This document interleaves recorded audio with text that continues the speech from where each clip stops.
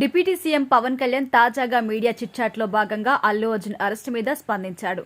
ప్రభుత్వం చేసింది తప్పు కాదని అంటూనే కేవలం అల్లు అర్జున్ మీదే నిందలు వేయడం, బన్నీని కార్నర్ చేయడం కూడా కరెక్ట్ కాదు అని అన్నాడు. బిజీగా గడుపుతున్న లైఫ్ లో చిన్న బ్రేక్ తీసుకుని ఫ్యామిలీ మరియు ఫ్రెండ్స్ తో ఎంజాయ్ చేయాలి అనుకుంటున్నారా? అయితే వెంటనే ఆర్మీ వెకేషన్స్ ప్రైవేట్ లిమిటెడ్ ని సంప్రదించండి. వీరి దగ్గర సరికొత్త ఆఫర్స్ మరియు స్పెషల్ ప్యాకేజెస్ ఉన్నాయి. మరిన్ని డీటెయిల్స్ కోసం సంప్రదించండి 7997979960 అలాగే 61. పోలీసులు చెప్పినప్పుడు మనం కూడా వినాల్సి ఉంటుందని అన్నారు. ఒక హీరోగా తాను చేసిన పర్ఫార్మెన్స్ ని ఆడియన్స్ పొగుడుతూ ఉంటే చూడాలి అని ఎవరికైనా ఉంటుంది అన్నాడు. ఇక హీరో అభివాదం చేయకపోతే కొన్నిసార్లు పొగరు అని కూడా అనుకుంటారు. కాబట్టి ప్రతి హీరో అలాగే అభివాదం చేస్తారు అని పవన్ కళ్యాణ్ అన్నారు. ఒక హీరోని అరెస్ట్ చేశారు అంటే అది రేవంత్ రెడ్డి కాబట్టి అలా చేశారు.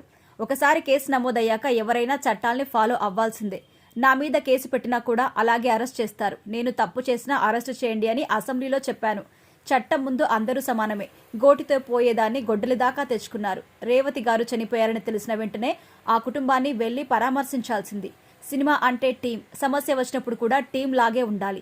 అలా కాకుండా బన్నీని కార్నర్ చేయడం, ఒంటరి చేయడం కరెక్ట్ కాదు. సినిమా టీంగా దర్శకుడో, నిర్మాతలో, హీరోనో ఇలా అందరూ కలిసి వెళ్లి ఆ కుటుంబానికి తాము ఉన్నామనే భరోసా ఇవ్వాల్సింది.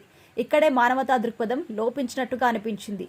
అప్పుడే అలా చేసి ఉంటే అసలు ఇంతవరకు వచ్చేది కాదు. తన పేరు చెప్పలేదని, మర్చిపోయాడని రేవంత్ రెడ్డి ఇలా చేశారని అంటున్నారు. ఆ వ్యక్తి వీటన్నింటినీ పట్టించుకోరు. అయినా అవన్నీ దాటేసి వెళ్లారు. అలా అనుకుంటే జగన్ ప్రభుత్వంలా చేసేవారు కాదు కదా.